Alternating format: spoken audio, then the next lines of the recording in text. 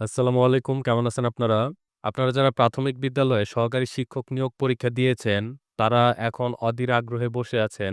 কত নাম্বার পেলে ভাইভাতে আপনাকে ডাকতে পারে? তো আজকের এই ভিডিওতে আমি আপনাদের সমস্ত কনফিউশন দূর করব এবং কত নাম্বার পেলে আপনাকে ভাইভাতে ডাকতে পারে, আদৌ আপনার চাকরি হওয়ার পসিবিলিটি কতটুক? আজকের ভিডিওর মাধ্যমে আমি সমস্ত কনফিউশন দূর করব। তাহলে চলুন আমরা ভিডিওটি শুরু করি। প্রথমত হচ্ছে প্রাইমারি সহকারী শিক্ষক নিয়োগ পরীক্ষার নাম্বার বন্টনটা আমাদের জানতে হবে। ৯০ মার্কের লিখিত এবং ১০ মার্কের ভাইবা অনুষ্ঠিত হয়। ২০০৯ সাল থেকে ২০২৪ সাল পর্যন্ত বিগত প্রাইমারি শিক্ষক নিয়োগ পরীক্ষার প্রশ্ন বিশ্লেষণ, যা পরবর্তী পরীক্ষার জন্য খুবই গুরুত্বপূর্ণ। প্রাইমারি নিয়োগ যে পরীক্ষাগুলো হয়, এখানে ৯০ মার্কের এমসিকিউ পরীক্ষা হয় এবং বাকি যে ১০ মার্ক আছে, এই বাকি ১০ মার্কের পরীক্ষা হয় ভাইভাতে। এখন এখানে মুখ্য বিষয় হচ্ছে আপনি প্রাইমারি সহকারী নিয়োগ যে পরীক্ষা দিয়েছেন, এখানে আপনি টোটাল কত নাম্বার পাচ্ছেন?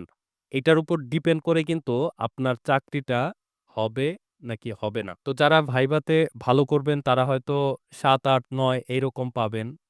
আর অন্যদিকে যারা লিখিত অর্থাৎ এমসিকিউ পরীক্ষায় এগিয়ে থাকবে তাদের চাকরি হওয়ার চান্সেস কিন্তু অনেকটাই বেশি। তাহলে এখন আমরা এর সাথে আরো একটা জিনিস জেনে নেই, এই মার্কের বন্টনগুলো। তো এখানে আরো একটা বিষয় হচ্ছে আপনি খুব ভালো নাম্বার পেলেই যে ভাইভাতে ডাক পাবেন বিষয়টা এমন না। আবার মোটামুটি নাম্বার পেলেও যে আপনি ভাইভাতে ডাক পাবেন না, বিষয়টা কিন্তু এরকমও না। তো কেন বিষয়টা অন্যরকম সেটা আমি আপনাদেরকে এখন জানাবো। এখানে আপনারা একটা জিনিস দেখতে পারবেন, বাংলা থেকে আপনাদের প্রশ্ন আসে ২৫ নাম্বারে, ইংরেজিতে প্রশ্ন আসে ২৫ নাম্বারে এবং গণিত ও দৈনন্দিন বিজ্ঞান থেকে আসে ২০ নাম্বার। সাধারণ জ্ঞান, বাংলাদেশ ও আন্তর্জাতিক বিষয়াবলী এইগুলো নিয়ে আসে ২০ নাম্বারে। অর্থাৎ এখানে ৪০ আর এখানে হচ্ছে ৫০। টোটাল হচ্ছে ৯০ নাম্বার। এখন এই ৯০ নাম্বারের মাঝে সর্বনিম্ন ৫ নাম্বার হচ্ছে 50%। তার মানে এখানে আপনার বাংলাতে ২৫ কে ভাগ করলে ১২.৫ আসে। তার মানে আপনার মিনিমাম ১৩ পাইতে হবে এখানে। ইংরেজিতে আপনার মিনিমাম ১৩ পাইতে হবে। আপনি বাংলাতে পেলেন ১০, ইংরেজিতে আপনি পেলেন ২৫ এর মধ্যে ২৫, তাহলে কিন্তু হবে না। তাহলে আপনি যত ভালো নাম্বারই পান না কেন, আপনাকে কিন্তু ডাকার চান্সেস নেই বললেই চলে। তো অনেকে এই জিনিসটা জানেন না। তো এখানে প্রত্যেকটা সাবজেক্টে পাসের একটা মান আছে। এরপরে হচ্ছে আপনাদের পরীক্ষার যে সময় সেটা সবাই জানেন ৯০ মিনিট। আচ্ছা, লাস্টে যেটা সেটা হচ্ছে মৌখিক পরীক্ষা। এখানে যদি আপনি খুব ভালো একটা পারফর্ম করতে পারেন, তাহলে আপনাকে ভাইভাতে ডাকবে। এবং ভাইভাতে আপনি আলহামদুলিল্লাহ যদি ভালো একটা স্কোর করতে পারেন বা আপনি যদি মোটামুটি তাদেরকে কনভিন্স করতে পারেন, তারা যেমনভাবে কথা বলতেছে, যেমনভাবে আনসার চাচ্ছে আপনার থেকে, আপনি যদি সেইরকমভাবে কনফিডেন্টলি আনসার দিতে পারেন, তাহলে আলহামদুলিল্লাহ আপনার চাকরি হওয়ার চান্সেস অনেক বেশি। এখন বিষয় হচ্ছে কত নাম্বার পেলে আপনাকে তারা ডাকবে? এখানে ৯০ এর মধ্যে 50% যদি আপনি পাস করেন, তাহলে নাম্বার দাঁড়াচ্ছে 45। এখন ৯০ এর মধ্যে 45 পেলে আপনাকে কি ডাকবে? এর উত্তর হচ্ছে ৯০ এ 45 পেলে আপনাকে কখনোই ডাকবে না।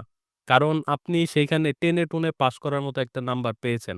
তাহলে বর্তমান প্রেক্ষাপট অনুযায়ী আপনারা ২০২৫ সালে এপ্লাই করে ২০২৬ সালে যে পরিমাণ স্টুডেন্ট বা যে পরিমাণ চাকরি প্রত্যাশী পরীক্ষা দিয়েছেন, এটা বাংলাদেশের চাকরির ইতিহাসে সমস্ত রেকর্ড ভেঙে দিছে।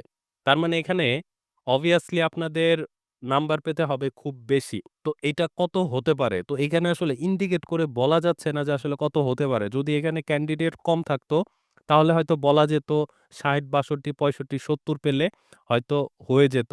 কিন্তু এখানে ক্যান্ডিডেট বেশির জন্য এতটুকু বলা যায় আপনি যত বেশি নাম্বার পাবেন, আপনার চান্সেসটা তত বেশি। তো এইখানে মেক্সিমাম মানুষ দেখা যাবে 80 প্লাস হয়ে গেছে।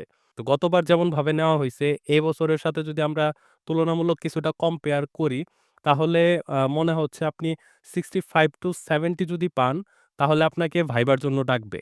এখন 65-70 যদি আপনি পান, আপনাকে ভাইবার জন্য ডাকবে মানেই যে আপনার চাকরি হয়ে যাবে বিষয়টা এমন না। তারা আপনার কাছ থেকে যেমন প্রশ্নের আনসার চাচ্ছে, একটা বাচ্চাকে পড়ানোর জন্য যেমন মেন্টালিটি তারা খুঁজতেছে, আপনার মাঝে থেকে যদি তারা ঐরকম পায়, অর্থাৎ আপনি যদি তাদেরকে ফুললি স্যাটিসফাই করতে পারেন, আপনার আচরণ, আপনার কথাবার্তা, আপনার বিবেক, বুদ্ধি, আপনার বিচক্ষণতা, একটা বাচ্চাকে মেইনটেইন করার জন্য যে ক্যাপাবিলিটি গুলো একজনের মাঝে থাকা দরকার, এই সবগুলো যদি আপনার মাঝে থাকে, এবং আপনি ভাইভাতে ডাক পেয়ে থাকেন, তাহলে আলহামদুলিল্লাহ আপনার চাকরি হয়ে যাওয়ার চান্সেসটা অনেক বেশি।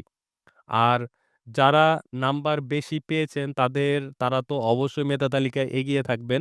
তাদের চান্সেসটা অনেক বেশি। তবে আপনি কম নাম্বার পাওয়ার পরেও ডাক পেয়েছেন কিন্তু আপনার চাকরি হবে না, এই জিনিসটা ধরে থেকে আপনি ভাইভাতে যাবেন না। তাহলে কিন্তু আপনি ডিমোটিভেটেড হবেন।